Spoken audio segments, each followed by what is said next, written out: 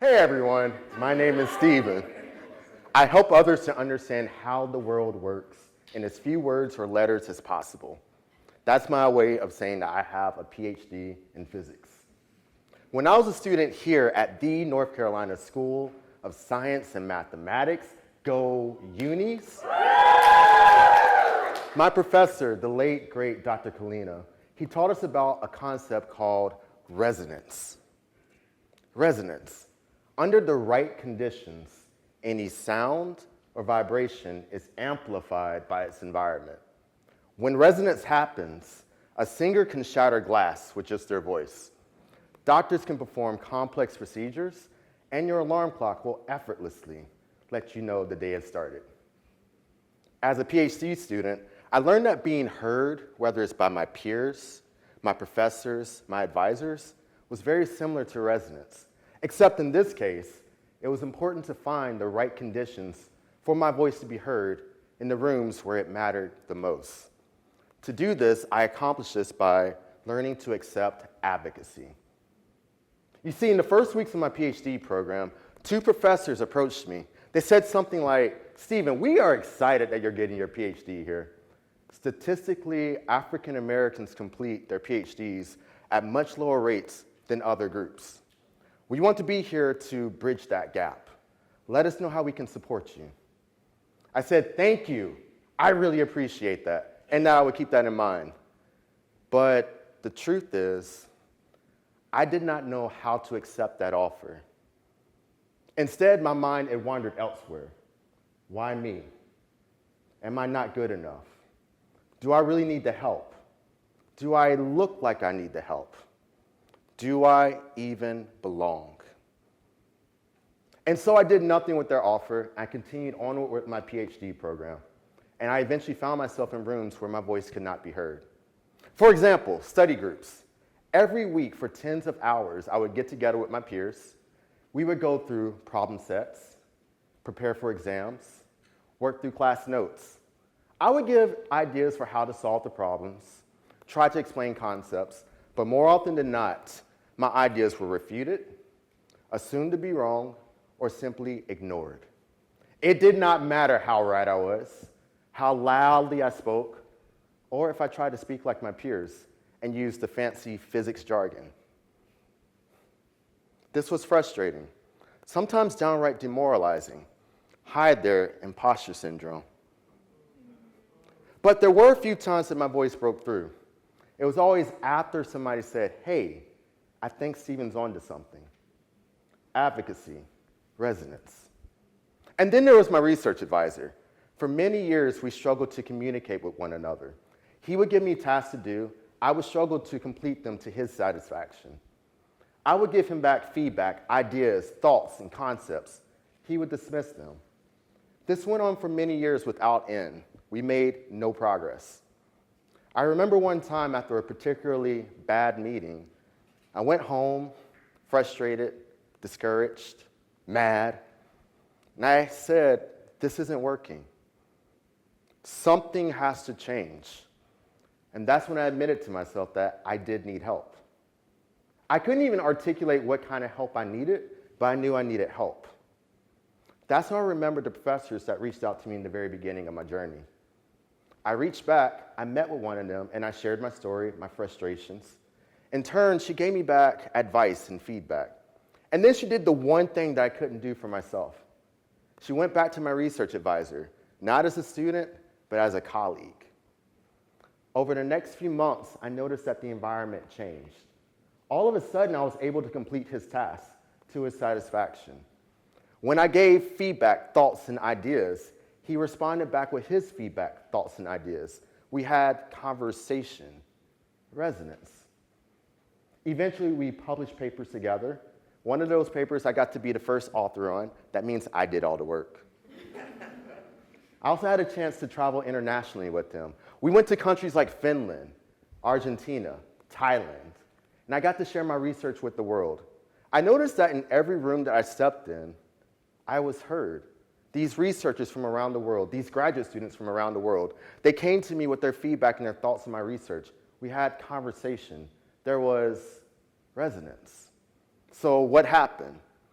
I didn't suddenly become that much smarter or that much more qualified. No, the unexpected had happened. Someone entered into the room before me. They created a space for my voice to be heard. That someone was my research advisor who had become my greatest advocate. And finally, there was my dissertation advisor, AKA the final boss. You see, on paper, he should have been my greatest advocate, but in reality, his support was conditional. If my interests aligned with his, he was engaged. If not, he was disengaged. And if I shared how things were going with others, my peers, my colleagues, my advocates, if he found out, he became angry. Eventually, I decided that complicity and silence would be my companions. I accepted this as my new normal for about a year, till one day I decided, let's do a temperature check. Where's the one place I can go that he wouldn't know to check and he would never hear back from? I logged on to Facebook, and I found the group called the National Society of Black Physicists. I joined the group, and I shared my story with them. Their response was a roar, but I can sum it up in a very short and concise way. Your silence is not protecting you. It is hindering you. This was advice that couldn't have come at a better time, because just a few months later, I had a bad meeting with my dissertation advisor. He derailed my final project, left me with no way to move forward, and let me know that he would be gone for the next few months. This is a final project that I'd been working with him under his advisement for the better part of a year, and what would have been the final year of my PhD program. To say I was devastated would be an understatement. I remember going home frustrated, mad, angry. I got back on my computer and said, well, let's get started with something. And I saw that I had an email note.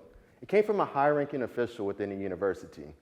It simply said, hey, Stephen, I found out who your dissertation advisor is. Let me know if you need help. Do you know what my response was? Immediately, yes. After all that I had learned about advocacy, the advice that I received from friends, strangers, the answer was easy, but the doubts remained. Why? I am deciding to go against the advisement and the preference of my dissertation advisor. Wouldn't I just make things worse? Well, a couple weeks later, that same high-ranking official, she invited me to the graduation reception. She wanted me to meet with the speaker for that semester. I remember entering into the room, saying hey to everyone. I then approached the speaker, and I introduced myself. I shared my research interests, what my career aspirations were, and he gave me encouragement. He tried to inspire me. What I couldn't do is articulate how impactful that moment was for me. So I asked the one question that anyone would ask. Can we please take a picture? You see, 15 years prior, when I was a rising senior, I had an opportunity to take part in an internship sponsored by NASA. It was the Summer High School Apprenticeship Research Program, NASA SHARP. We love our acronyms. For 10 weeks, we got to work with some of the top engineers and scientists in the country. Outside of that, we had a lot of fun. We went on tours, we went hiking, we went rafting. One particular day, we were supposed to go to Disneyland. Our program coordinator, she met with us, she said, I need to make one small change to your schedule. Instead of going to Disneyland, we're gonna go see an astronaut. He's coming by to speak. Now, as a rising senior, Disneyland, astronaut coming to speak. I was a little bit disappointed. However, even then, I had aspirations of becoming an astronaut myself. So I was at least interested.